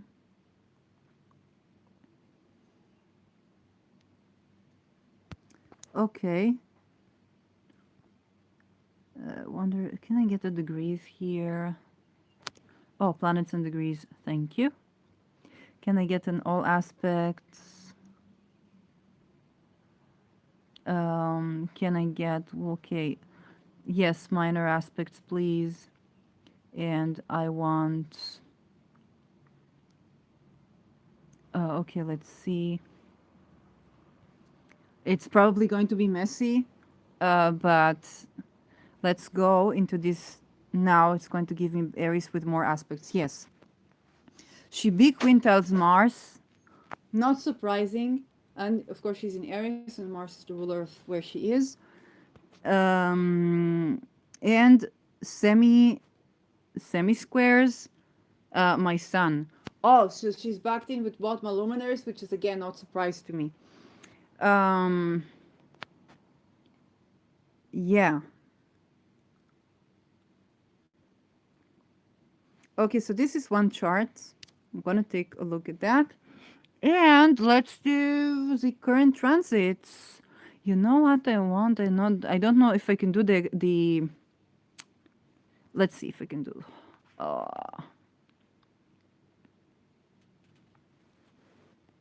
Can I do transits here?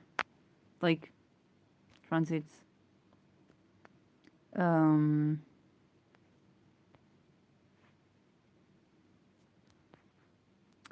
Nom nom nom nom nom. Transits bitte. Natal chart and transits. Bitte von Sie. I think I have to go to my profile again. 2 degrees. Oh, transit chart. So, transit chart. Can I do this with the asteroids, bitte? That's very big boobs. I don't know if that's real. Beautiful ones. Like mine too. Transits. Aspects, positions, minor aspects.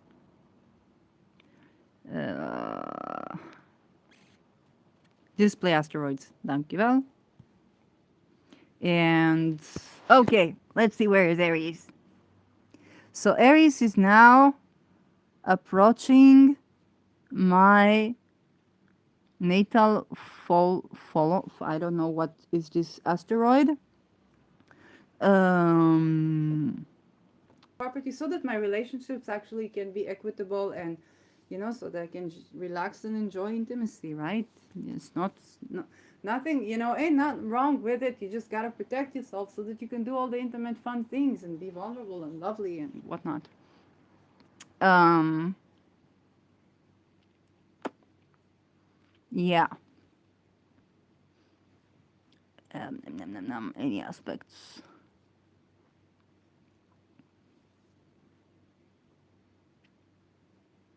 Okay. Okay. I think like I'm done for today. I haven't predicted her scientific stuff yet. I will, and I would definitely want to do a drawing with Aries, paint about astrology with Aries. I think I have an idea. I think I have an idea, but I will when okay. I will. I'm setting an intention to do a paint about astrology with Aries, in Aries, and that will give me more of a picture of what she does scientifically. So yes, thank you for watching if you watched so far, and please feel free to tell me your experience with Aries. I have found great discoveries, which I love. So yeah, bye bye.